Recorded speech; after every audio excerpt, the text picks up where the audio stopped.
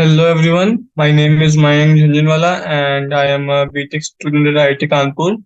So in the previous section we discussed the chapter electromagnetic waves from NCERT. We discussed the theory related to that, and now in this video we are gonna solve the NCERT exercises on electromagnetic waves. So just to recollect, the basic formulas, the magnetic field B is equal to E by C, and what we have studied is the Maxwell's equations, the displacement current, induction current, and what else? Mm, yeah, electromagnetic spectrum. So all these things we have studied, and now we are going to solve the exercises based on that in this lecture. So let's start. So let's start with the very first question. Figure 8.5 shows a capacitor made of two kept circular plates, each of radius 12 centimeters and separated by 5 centimeter. The capacitor is being charged by an external source, not shown in the figure. The charging current is constant is equal to zero point 0.5 ampere, 0.15 ampere, sorry. And then what we are asked to calculate the capacitance and the rate of change of potential difference between the plates. Okay, so let's start with the first question. What is given to us? We are given the radius. Radius is equal to 0.12 meters, like 12 centimeter, मतलब 0.12 meters. Distance between the plates. Distance between plates. How much? 0.05 meters because it is 5 centimeter. And we are given the charging current. Charging current. कितना दिया हुआ है charging current अपने को? अपने को charging current दिया हुआ है 0.15 एम्पियर्स. ठीक है, तो ये तो हो गई अपनी कहानी. अभी अपने को चाहिए कैपेसिटेंस. ठीक है, तो जो कैपेसिटेंस होता है सी, कैपेसिटेंस, उसका फॉर्मूला अपन ने पढ़ा था कैपेसिटेंस चैप्टर में. क्या होता है? Epsilon not a by D. Epsilon not multiplied by area A divide by D. ठीक है, तो यहाँ से अपने पास एप्सिलॉन नॉट क्या होता है? एप्सिलॉन नॉट होता है परमिटिविटी ऑफ फ्री स्पेस, और उसकी वैल्यू मैंने आपको उस समय बताई थी कितनी होती है. ये कांस्टेंट होती है, अगर नहीं पता उसकी वैल्यू अपने को पता होनी चाहिए. ये होती है 8.85 इंटू 10 पावर -12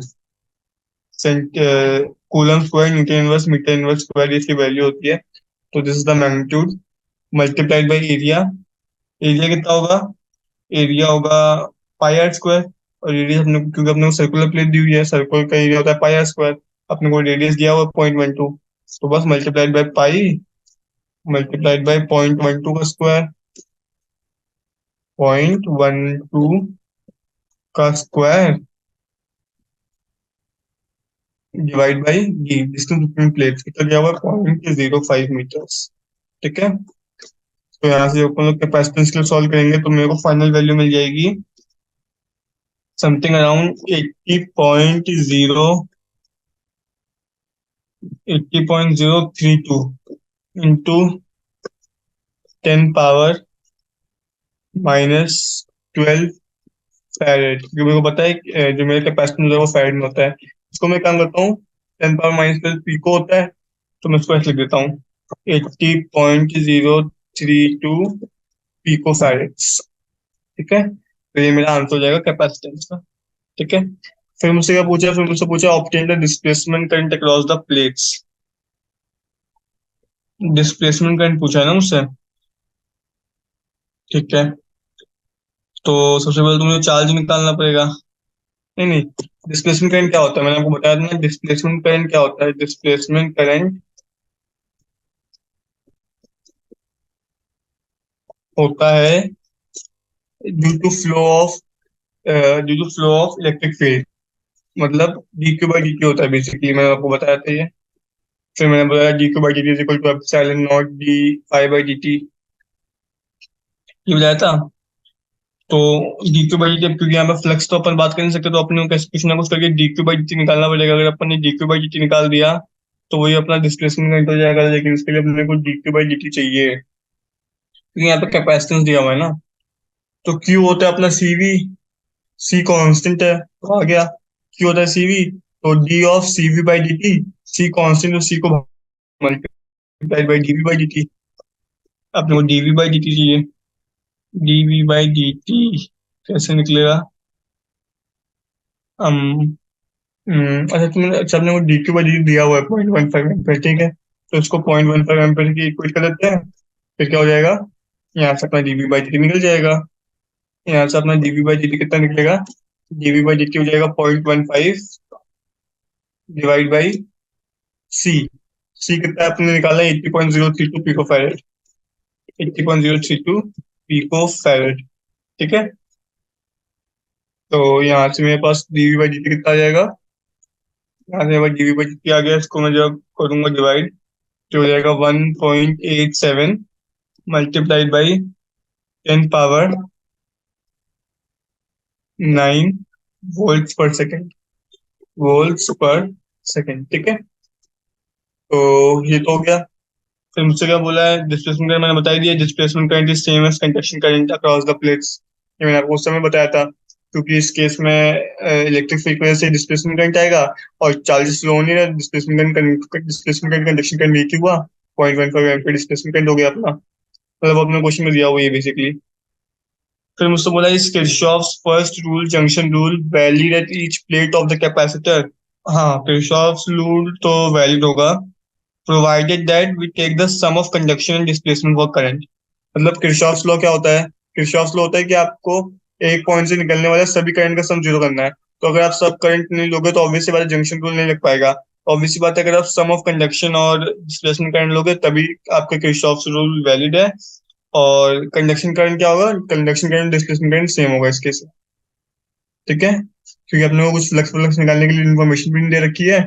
और क्योंकि ये वैसे भी प्लेट्स के अक्रॉस की बात हो रही है, मतलब प्लेट्स पे बात हो रही है, तो प्लेट्स पे तो एक जगह पे एक ही करंट रह सकता है, एक जगह पे करंट की दो वैल्यू नहीं हो सकती।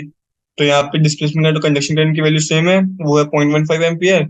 और किरचॉफ्स का जो लॉ है, फर्स्ट रूल, वो वैलिड है, लेकिन उसी पॉइंट पे वैलिड है जब आप सम ऑफ कंडक्शन और डिस्प्लेसमेंट करंट लोगे, ठीक है। तो इस तरीके से अपना 8.1 हो गया।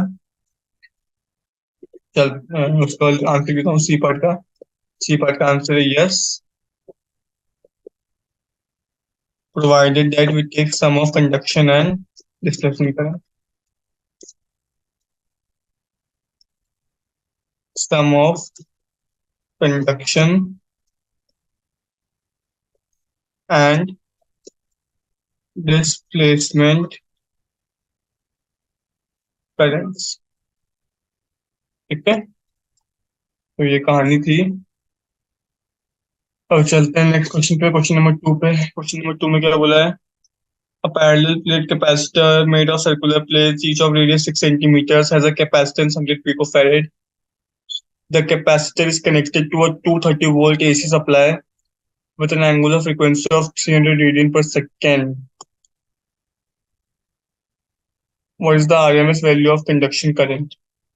ठीक है, जो दिया है पहले वो लिखते हैं।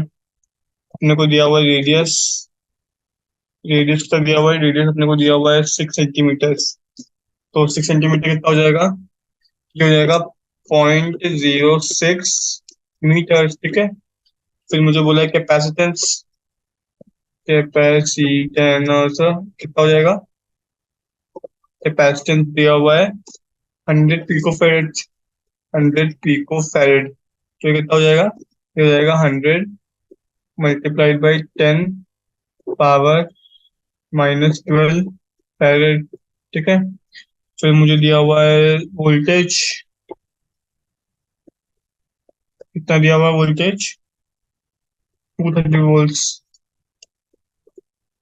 उसके बाद कुछ दिया है, उसके बाद एंगुलर फ्रीक्वेंसी और दी हुई है, एंगुलर फ्रीक्वेंसी कितनी दी हुई है? 300 रेडियन पर सेकेंड, ठीक है। तो ये सब अपने को दिया हुआ है। फिर हमने से बोला है कंडक्शन करंट की आरएमएस वैल्यू बताओ। आरएमएस वैल्यू अपने को पता है क्या होता है? RMS value simply V by R. ये अपन ने उसमें पढ़ा था, RMS value of conduction current कितनी हो जाएगी? RMS value of conduction current is simply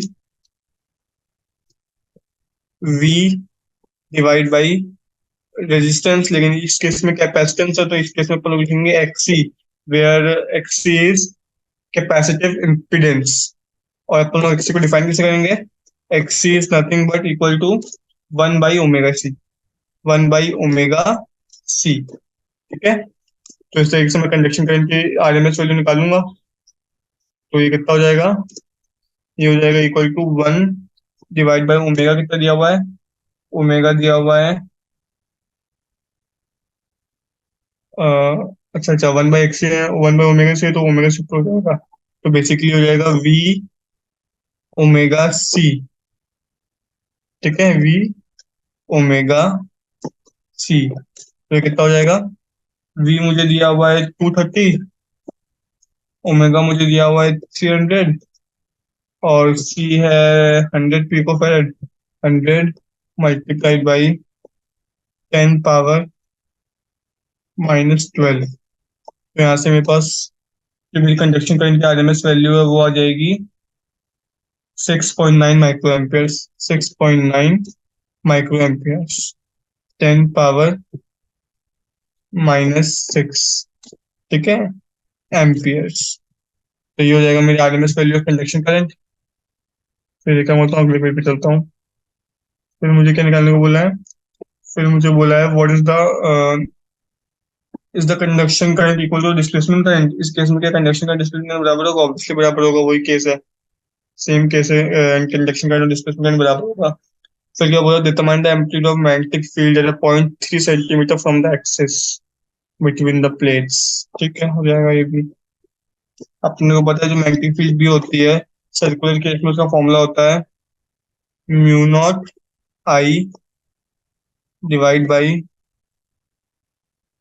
2πr² multiplied by R. मतलब यहाँ पे कैपिटल आर स्क्वायर आएगा, मतलब प्लेट का रेडियस डिवाइड बाई आर, मतलब ये कितने डिस्टेंस पे है। तो ये आर जो है इस पूरे के मल्टीप्लिकेशन में है। ठीक है ना, ये फॉर्मूला होता है बी का, ये अपन ने मैग्नेटिज्म में पढ़ा है। यहाँ पे वैल्यूज डालेंगे, अपने को पता है μ0 होता है 4 pi multiplied by 10⁻−7 multiplied by I. I होता है करंट, करंट की वैल्यू हो जाएगी, क्योंकि अपने को चाहिए इस केस में मैक्सिमम करंट चाहिए। इस केस में अपने को चाहिए मैक्सिमम करंट। अपन ने निकाली आरएमएस वैल्यू, तो मैक्सिमम करंट के लिए अपने को पता है √2 से मल्टीप्लाई करना पड़ेगा। तो √2 होता है 1.414। 1.414 मल्टीप्लाइड बाई करंट की वैल्यू जो अपने निकाली थी, कितनी निकाली थी? 6.9 माइक्रो एम्पियर्स निकालते ना, तो 6.9 माइक्रो एम्पियर्स, ये तो गया करंट की value, multiplied by small R. कितना दिया हुआ है वो मुझे? वो दिया हुआ है 0.03 metres, divide by 2πr²। 2πr², R मतलब कैपिटल, मतलब रेडियस ऑफ प्लेट, वो दिया हुआ है अपने को 0.06 का स्क्वायर। ठीक है, तो ये पूरी कहानी है। यहाँ से जब मैं बी के लिए सॉल्व करूंगा तो मेरे पाई पाई कट जाएगा, और जो मेरी फाइनल मैग्नेटिक फील्ड की वैल्यू आएगी वो आ जाएगी 1.63 मल्टीप्लाइड बाई 10⁻−11 टेस्ला। ठीक है, तो ये मेरी मैग्नेटिक फील्ड वैल्यू आएगी। कुछ नहीं किया, पहले कंडक्शन करंट निकाला। कंडक्शन करंट की मैंने क्या निकाली थी? RMS value. मेरे को पता है कि मेरे को मैग्नेटिक फील्ड के लिए आरएमएस वैल्यू नहीं लेनी होती, मैग्नेटिक फील्ड के लिए मुझको पीक वैल्यू लेनी पड़ती है। तो मैंने जो मैंने कंडक्शन करंट डिस्प्लेसमेंट करंट दोनों बराबर ही है, उनकी जो वैल्यू निकाली थी उसको √2 से मल्टीप्लाई करके टोटल करंट निकाला। फिर उसको इस फॉर्मूले में डाला, μ0I/2 capital R square multiplied by small R में, where capital R is the radius of the plate and small r is the distance of plate, distance of the point from the plate. फिर इसमें सारी value डाल के magnetic field value निकाली, तो वहां से मेरे पास आंसर आ गया 1.63 इंटू 10 पावर -11 टेस्ला। ठीक है, आगे चलते हैं क्वेश्चन नंबर 8.3 पे। इसमें क्या बोल रहे हैं? इसमें बोल रहे हैं what physical quantity is the same for X rays of wavelength 10 power -10 meters, red light of wavelength 6800 angstrom and radio waves of wavelength 500 meters। कौन सी सेम है? कौन सी प्रॉपर्टी सेम है इन तीनों के लिए? स्पीड ऑफ लाइट, ऑब्वियस सी बात है, speed of light in a vacuum is same for all wavelengths. मैंने आपको बताया हुआ था कि speed of light is equal to frequency into wavelength, मतलब फ्रीक्वेंसी और वेवलेंथ इनवर्सली प्रोपोर्शनल है, क्योंकि स्पीड तो कांस्टेंट ही होती है वैक्यूम में। तो सीधा सीधा सीधा है, इसमें कुछ कैलकुलेशन है ही नहीं। स्पीड ऑफ लाइट इसका आंसर है, because speed of light is constant in vacuum. Constant in vacuum is same in vacuum actually. Constant तो अलग मतलब देगा ना, तो is same in vacuum for, क्या हो गया? अच्छा sorry, speed of light is same in vacuum for all wavelengths of light. Simple. तो इस तरीके से ये वाला क्वेश्चन हो गया। फिर चलते हैं आगे 8.4 पे। क्या बोला है? A plane electromagnetic wave travels in vacuum along z direction. What can you say about the direction of its electric and magnetic field vectors? If the frequency of the wave is 30 megahertz, what is its wavelength? Okay, तो पहले वो लिख रहा है travel करिए वो z direction में, और फिर बोला है कि the electric field magnetic field vectors के बारे में क्या कह सकते हैं। तो electric and magnetic field vectors obvious सी बात है, क्योंकि अगर मेरी वेव ट्रेवल करी z डायरेक्शन में तो इलेक्ट्रिक और magnetic field vectors x Y plane में होंगे। ऑब्वियस सी बात है, इलेक्ट्रिक और magnetic field vectors x Y plane में होंगे। अगर वेव z डायरेक्शन में ट्रेवल करी, क्योंकि मैंने बताया वो सब म्यूचुअली परपेंडिकुलर होते हैं। तो इलेक्ट्रोमैग्नेटिक वेव z डायरेक्शन में अगर ट्रेवल कर रही है तो इलेक्ट्रिक फील्ड और magnetic field vectors x Y plane में होंगे, परपेंडिकुलर है इसलिए। तो पहले वाले पार्ट में तो आंसर एक्स वाई प्लेन। फिर मुझसे बोला है if the frequency of the wave is 30 megahertz what is it's wavelength. ठीक है, तो मुझे दिया हुआ है फ्रीक्वेंसी, मुझे फ्रीक्वेंसी दी हुई है कितनी? फ्रीक्वेंसी दी हुई है मुझे 30 मेगाहर्ट्ज, मतलब 30 मल्टीप्लाइड बाई 10 पावर 6 हर्ट्ज। ठीक है, फिर मुझे बोला है speed of light in vacuum, ये मुझे पता है 3 मल्टीप्लाइड बाई 10 पावर 8 होती है, 10 पावर 8 मीटर पर सेकेंड। ठीक है, फिर मुझसे क्या बोला? मुझसे बोला वेवलेंथ ऑफ लाइट बताओ। तो वेवलेंथ सिंपल हो गई, wavelength is equal to wavelength is equal to speed of light divide by frequency, मतलब c divide by v. V है यहाँ पे फ्रीक्वेंसी, एक्चुअली न्यू होता है लेकिन ये वी की तरह बनाया है। तो हो जाएगा 3 multiplied by 10 power 8 divide by frequency which is 30 multiplied by 10 power 6। ठीक है, तो यहाँ से सॉल्व करने पर जो मेरी फाइनल वेवलेंथ का आंसर आएगा वो आएगा 10 मीटर। ठीक है, तो ये मेरा 8.4 का आंसर हो जाएगा, एज सिंपल एज दैट। बस ये ध्यान रखना कि इलेक्ट्रिक फील्ड तो मैग्नेटिक फील्ड जो होगी वो एक्स वाई प्लेन में होगी, क्योंकि म्यूचुअली परपेंडिकुलर होता है। अगर अपनी इलेक्ट्रोमैग्नेटिक डायरेक्शन में ट्रेवल कर रही है तो जो इलेक्ट्रिक और मैग्नेटिक फील्ड होंगी वो एक्स वाई प्लेन में होंगी। तो जो ये पार्ट है उसका आंसर मैं लिखता हूँ, उसका आंसर है x Y plane. X Y plane. ठीक है, since they are mutually perpendicular, since they are mutually perpendicular। ठीक है, तो ये हो गया 8.4। आगे चलते हैं 8.5 पे। 8.5 में क्या बोला है? 8.5 में बोला है a radio can tune in any station in 7.5 megahertz to 12 megahertz band. What is the corresponding wavelength band? ठीक है, तो जो दिया वो लिखते हैं। मिनिमम फ्रीक्वेंसी कितनी हुई है?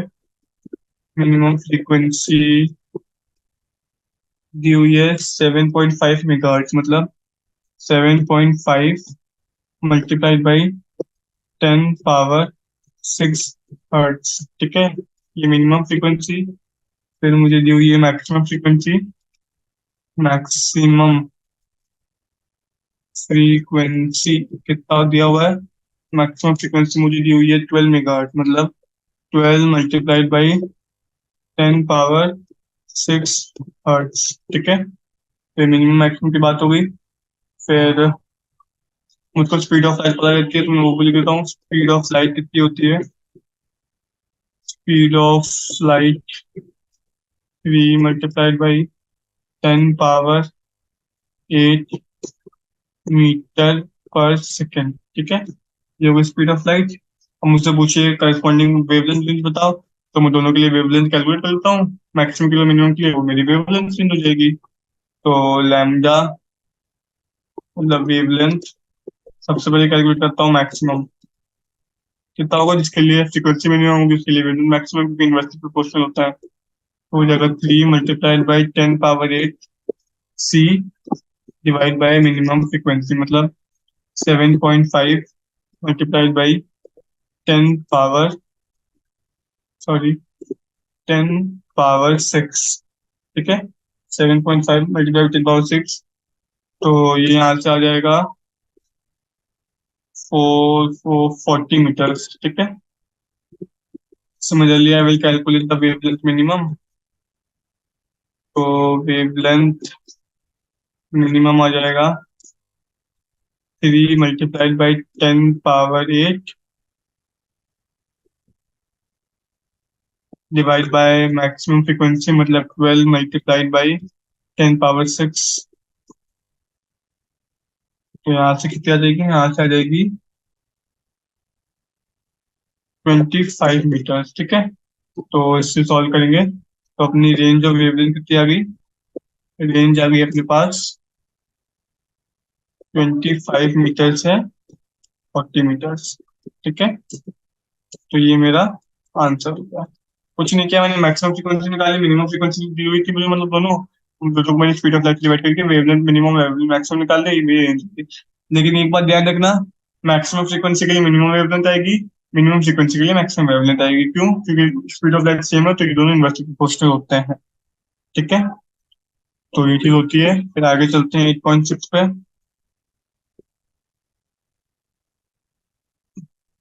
8.6 में मुझे बोला है a charged particle oscillates about its mean equilibrium position with a frequency of 10 power 9 hertz. Okay. What is the frequency of electromagnetic waves produced by the oscillator? Obvious सी बात है कि जो फ्रीक्वेंसी इलेक्ट्रोमैग्नेटिक वेव की होगी वो वही होगी जो चार्ज पार्टिकल की है, मतलब 10 पावर 6 हर्ट्ज, क्योंकि फ्रीक्वेंसी जो होती है सोर्स पे डिपेंड करती है और किसी चीज पे डिपेंड नहीं करती। तो इसका आंसर सिंपल सा 10 पावर 6 हर्ट्ज ही है। ये चेंज ही नहीं हुई, 10 पावर 9 हर्ट्ज है, वो चेंज ही नहीं होगी। तो इसका आंसर लिख देता हूँ। The frequency of electromagnetic waves of an electromagnetic wave produced by the oscillator produced by the oscillator is the same as that of a charged particle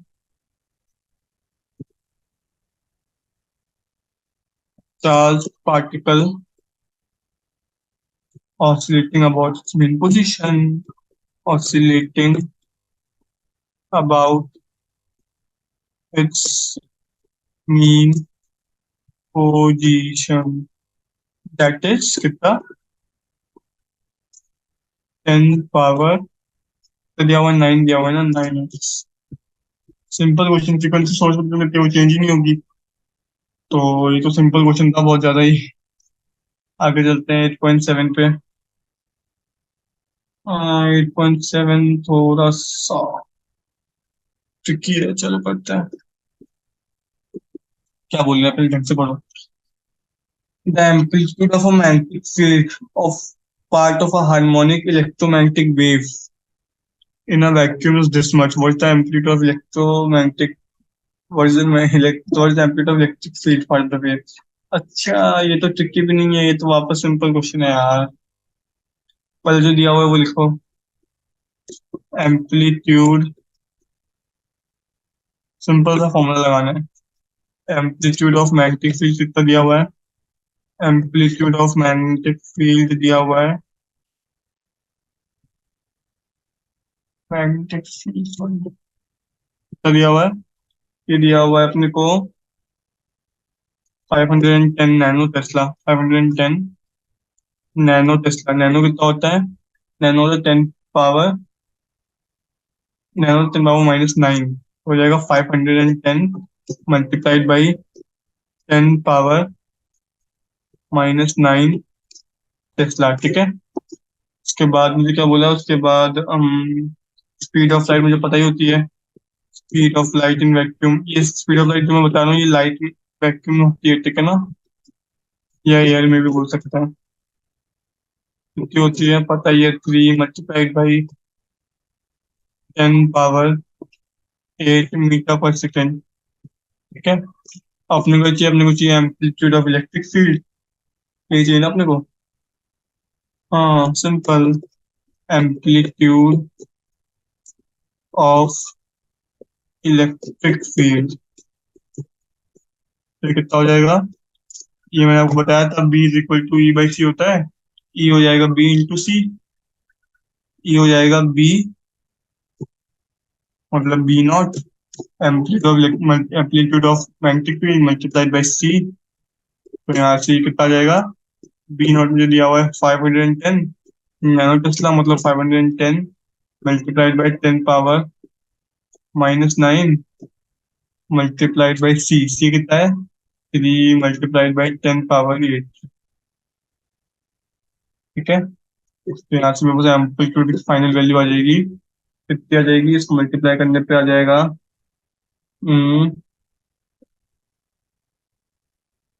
153।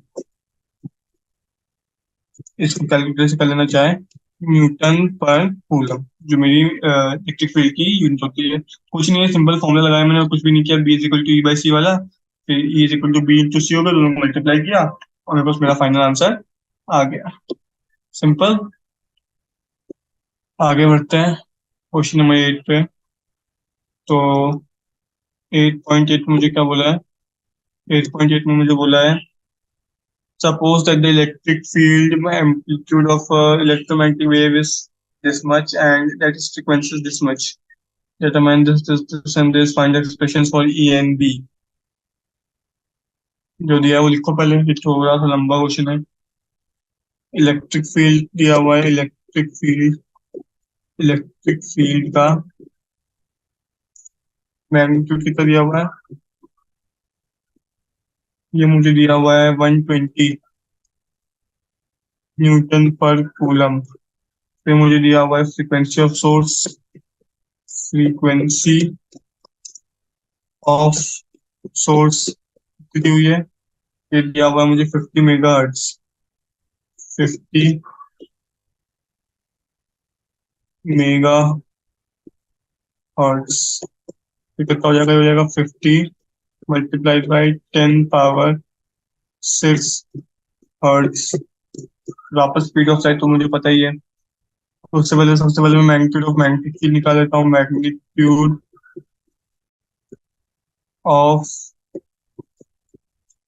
Magnetic field strength हो जाएगा वापस वही, B is equal to E by C. E है 120, सी होता है 3 × 10 power 8। यहाँ से मेरे को मिल जाएगा मेरा बी, और वो आ जाएगा something around 4 × 10 power -7 Tesla.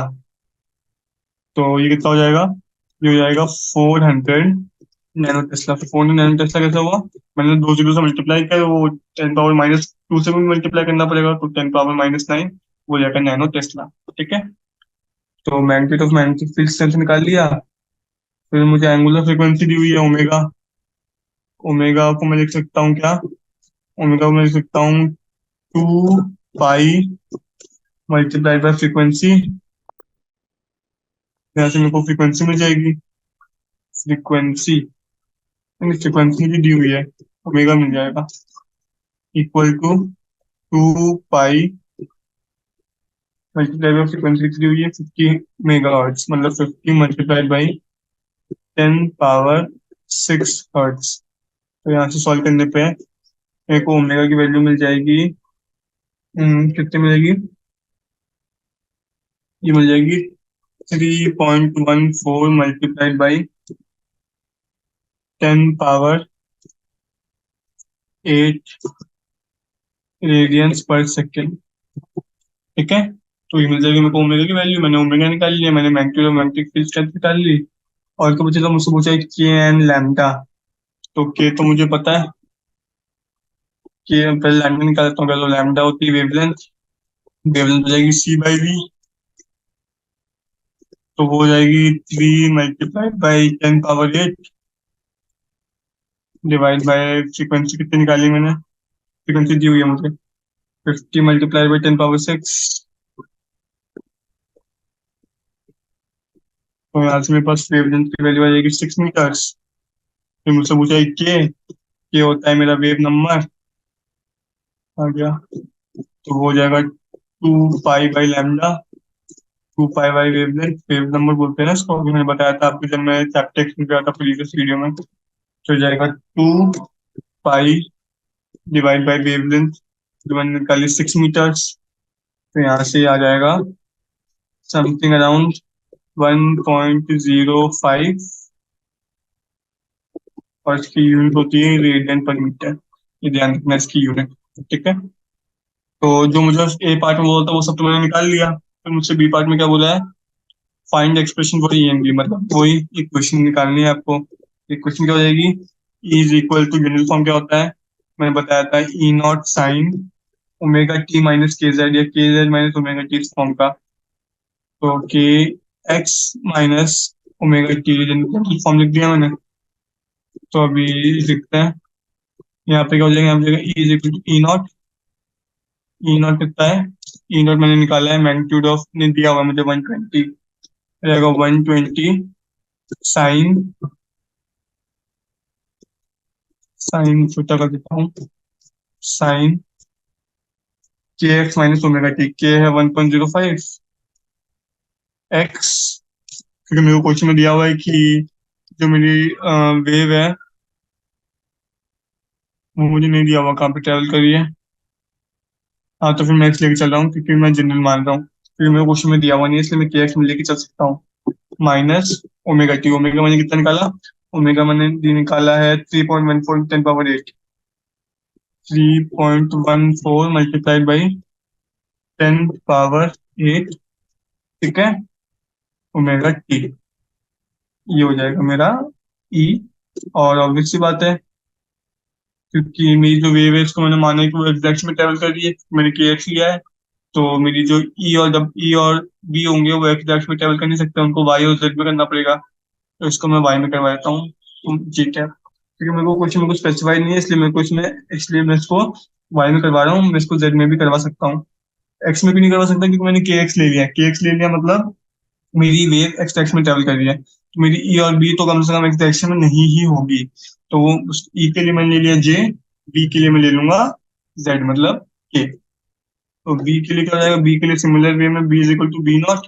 B not मैंने निकाला है, मैग्नेटिक फील्ड स्ट्रेंथ कितनी है? 400 नैनो टेस्ला। तो वो हो जाएगी 400 नैनो टेस्ला, मतलब स्पेशली लिखता हूँ 4 मल्टीप्लाइड बाई 10 पावर -7। 10 पावर -7, ये तो हो जाएगा मेरा B not, multiplied by sine, वापस के तो 1.05 ही रहेगा, k x minus omega T.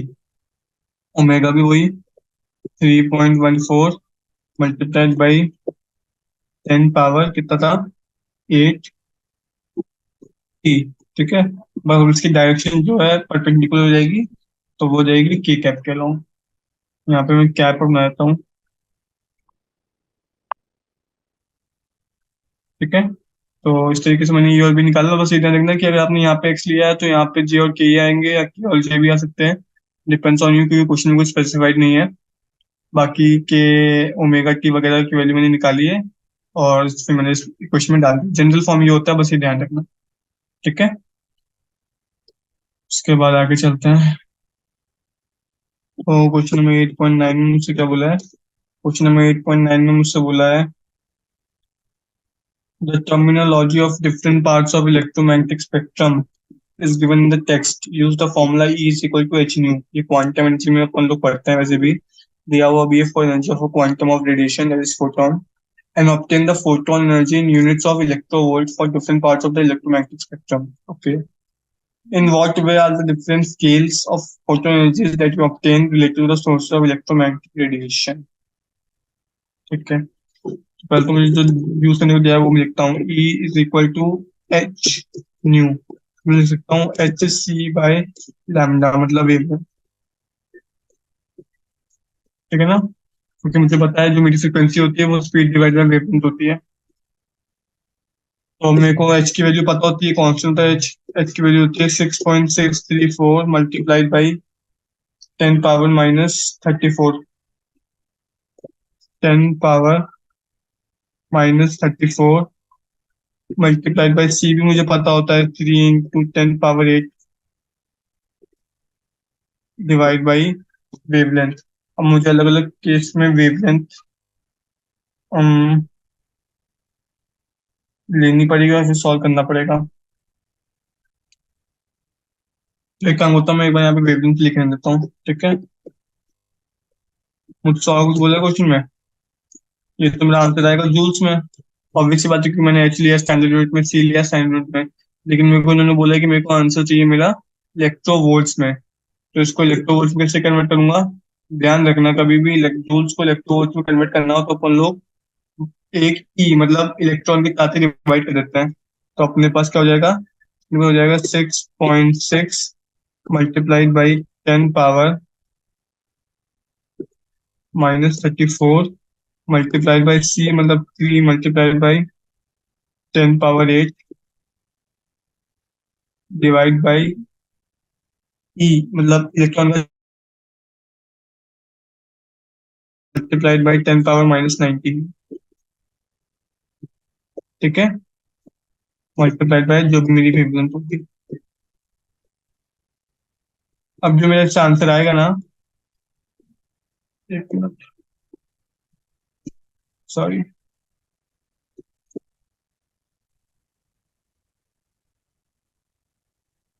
तो जो मेरा आंसर आएगा ना वो आंसर मेरा आएगा इलेक्ट्रो वोल्ट्स। ठीक है, अब मेरे को बस अलग अलग वेवलेंथ डालनी है, वेवलेंथ डाल के मैं एनर्जी वैल्यू कैलकुलेट कर सकता हूँ। ठीक है, तो अपन लोग अलग अलग वेवलेंथ भी डाल के एनर्जी की वैल्यू कैलकुलेट कर लेंगे। जो मुझे क्वेश्चन में बोला है कि obtain the photon energy in unit of electron for different parts of electromagnetic spectrum, जो भी मेरी अलग अलग वेवलेंथ है वो सब मैं इसमें डालूंगा, और वो डाल के मैं इसमें कैलकुलेट कर लूंगा, क्या बोलते हैं, मेरी एनर्जी इन इलेक्ट्रोवोल्ट्स। उसके बाद मुझे बोला in what way are the different scales of photo energy that you obtain related to sources of electromagnetic radiation. तो इससे जो मेरे को वैल्यूज मिलेंगी ना, वो डिफाइन करेंगी कि एक्सरे के लिए मान लो तो एक्सरे के लिए कितनी एनर्जी स्पेसिंग है, गामा रेस के लिए मान लो तो गामा रेस कितनी एनर्जी स्पेसिंग में फैला हुआ है। तो जो अपनी फोटोन की एनर्जी आएगी ना, उससे अपने को वो स्पेसिंग पता चलेगी कि कितनी स्पेसिंग में अपनी गामा रेस, इतनी स्पेसिंग में अपनी फोटोन रेस है। तो वो आप लोग निकाल लेना कितनी कितनी एनर्जीज आएंगी। मैं देखता हूँ क्या डिनोट करेंगी वो।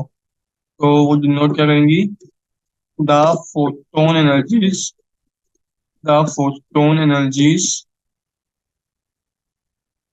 For different parts of the spectrum, for different parts of the spectrum of a source indicates of a source will indicate the spacing of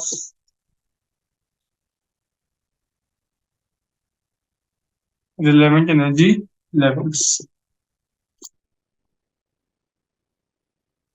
ठीक है, ऑन द सोर्स। बाकी अपन लोग वेवलेंथ निकाल सकते हैं, अलग अलग वेवलेंथ डालेंगे इसमें और इससे अपने को एनर्जी मिल जाएगी। वेवलेंथ किसकी? वही एक्स रेज, गामा रेज, फिर infrared rays, violet rays, visible light, microwave, radio wave, सबकी। ठीक है, तो इस तरीके से अपना 8.9 भी हो गया। अपन चलते हैं लास्ट क्वेश्चन पे, 8.10 पे। तो मुझे क्या बोला है? In a plane electromagnetic wave the electric field, एक minute, the electric field oscillates sinusoidally at a frequency of 2 in 10 power 10 hertz and amplitude 48 volts per meter. What is the wavelength of wave? ठीक है, जो दिया है पहले वो लिखो। Frequency दी हुई है, frequency is equal to how much? 2 multiplied by 10 power 10 hertz, 10 power 10 hertz। ये बहुत सिंपल क्वेश्चन है, पता है। इलेक्ट्रिक फील्ड का मैग्नीट्यूड दिया हुआ है, एम्पलीट्यूड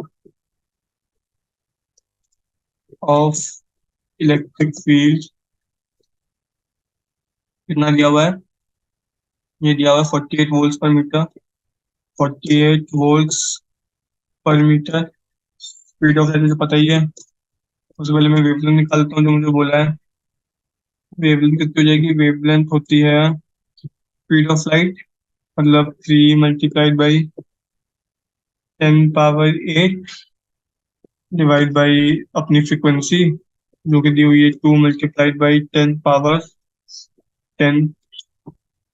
तो यहाँ से मेरे को वेवलेंथ मिल जाएगी, मेरी कितनी मिल जाएगी? ये आएगी, कितनी आ रही है? 0.015 मीटर्स। ये मेरी पहले पार्ट आंसर हो गया। फिर मुझसे पूछा एम्पलीट्यूड ऑफ मैग्नेटिक फील्ड, ये भी सिंपल है। Amplitude of oscillating magnetic field, ये कितना हो जाएगा? ये मैंने बताया आपको, ये होता है E0/c। यहाँ पे E0 है एम्पलीट्यूड ऑफ इलेक्ट्रिक फील्ड। ठीक है, तो E0 कितना हो जाएगा? E0 हो जाएगा 48 जो मुझे दिया हुआ है, डिवाइड बाई c कितना है? c है 3 × 10⁻8। तो इसको सॉल्व करने पे जो मेरे पास फाइनल एम्पलीट्यूड की आंसर आएगा वो आ जाएगा 1.6 मल्टीप्लाइड बाई 10⁻−7 टेस्ला, 10⁻−7 टेस्ला। ठीक है, तो ये मैंने सेकंड पार्ट का आंसर में निकाल दिया। फिर मुझे सी पार्ट में बोला क्या है? Show that the average energy density of electric field equals the average density of magnetic field. वैसे तो ये आपको याद होना चाहिए, ये फिनोमेना होता है कि इलेक्ट्रोमैग्नेटिक वेव्स में average energy density electric and magnetic field same होती है। बट इसको प्रूव करते हैं, एवरेज को लोग रिप्रेजेंट करते हैं यू से। So U, U to electric field average कितना हो जाएगा? ये होता है half epsilon naught E square, मतलब epsilon naught E square by 2। ये होती है एवरेज इलेक्ट्रिक फील्ड की वजह से एनर्जी। और यू भी कितनी होती है? यू भी होता है b² by 2 mu not, b² by 2 times mu not. ठीक है, तो अब मैं एक काम करता हूँ, मैं दोनों को कैलकुलेट करता हूँ। इसमें एक काम करता हूँ, मैं सारी इक्वेशन लिख देता हूँ। E is equal to C B भी होता है, E is equal to C B. और एक फॉर्मूला होता है सी इज इक्वल टू 1/√ऑफ mu naught into epsilon naught, mu naught into epsilon naught, है ना। तो इस तरीके से काम चलता है। ये क्या हो गया, सॉरी। ठीक है, इसका रूट है ये। तो ये 4 फॉर्मूला होते हैं। ठीक है, अभी हम यहाँ से मैं क्या कर सकता हूँ? जो ये मेरा सी का फॉर्मूला है, इसको अगर मैं E is equal to C B में डालूंगा, तो मेरे को क्या मिल जाएगा? मेरे को मिल जाएगा E is equal to 1 by ये चीज root of this thing E multiplied by B. ठीक है, ये हो जाएगा मेरा ई। फिर मैं एक काम करता हूँ, दोनों तरफ स्क्वायरिंग कर देता हूँ। तो दोनों तरफ स्क्वायरिंग करूंगा तो यहाँ पे आ जाएगा ई स्क्वायर, यहाँ से टू कट जाएगा, और यहाँ पे आ जाएगा बी स्क्वायर। ठीक है, सॉरी, बी स्क्वायर। ठीक है, इसके बाद एप्सिलॉन नॉट को उधर ले जाओ, तो ये क्या हो जाएगा? ये हो जाएगा epsilon naught E square is equal to B square by mu naught. ये तो मेरे को चाहिए था, B square by mu naught. ये तो मुझे चाहिए था, देखो, half epsilon naught E square, और ये था B square by two mu naught. Half half तो वैसे कैंसिल हो जाएगा, क्या बचेगा? B square by mu naught is equal to epsilon naught E square. ये चीज मुझे प्रूफ नहीं थी, ये चीज मैंने प्रूफ कर दी। Hence, I have proved that the average energy density due to electric field is equal to the average energy density due to the magnetic field। ये अपने को शो करना था, तो मैंने शो कर दिया। तो यहाँ मैं लिखता हूँ hence proof। समझ में आया ना कैसे हुआ? hence proof। कुछ नहीं किया मैंने, बस इन दोनों को इक्वेट किया, इन दोनों को बराबर मैंने प्रूफ कर दिया, इन दोनों को बराबर प्रूफ कर दिया, तो ये दोनों सेम ही है। बस इसमें हाफ को मल्टीप्लाई किया है, तो हाफ का मल्टीप्लाई करने से कुछ फर्क नहीं पड़ेगा, वो दोनों कैंसिल हो जाएगा। तो average energy density due to electric field is equal to average energy density due to magnetic field, is shown here, so it is hence proved. तो यहाँ पे ये चैप्टर खत्म होता है। तो आई होप समझ में आ गया होगा। यार एक्चुअली इजी चैप्टर था ये, मतलब इसमें ऐसा कुछ टफ था नहीं। बस आपको अगर फॉर्मूले आते तो आप ये चैप्टर जल्दी सॉल्व कर सकते हो। बस इनिशियल क्वेश्चन थोड़े टफ थे, जिसमें अपने को डिस्प्लेसमेंट करने का कॉन्सेप्ट, क्योंकि वो नया था अपने लिए, तो अपने को पता नहीं था। बाकी अगर आप 2-3 बार क्वेश्चंस कर लोगे तो आपको वो भी बहुत ही इजी चीज लगने लगेगी। ये चैप्टर रिलेटिवली हर चैप्टर से इजी है फिजिक्स में। Is a very basic chapter, बहुत इजी चैप्टर है। आपको सिर्फ E is equal to C B, और क्या बोलते हैं, C is equal to speed of light is equal to frequency into wavelength वाली चीज लगानी है। पूरे चैप्टर में सिर्फ ये दो फॉर्मूले हैं, इससे आपका पूरा चैप्टर सॉल्व हो जाएगा। बाकी स्पीड ऑफ लाइट वगैरह क्या होती है, फ्रीक्वेंसी वेवलेंथ क्या होती है, इलेक्ट्रोमैग्नेटिक स्पेक्ट्रम क्या होता है, डिस्प्लेसमेंट करंट, इंडक्शन करंट वगैरह क्या होता है, ये सब कुछ नए टर्म्स थे जो इस चैप्टर में आए। लेकिन चैप्टर ओवरऑल इजी है, स्कोरिंग चैप्टर है। इफ अगर अपन लोग उसको ध्यान से पढ़ते हैं तो अपन लोग इसको आसानी से मतलब इसमें अच्छे नंबर ला सकते हैं। तो यहाँ पे ये खत्म होता है। I hope you understood it. Thank you.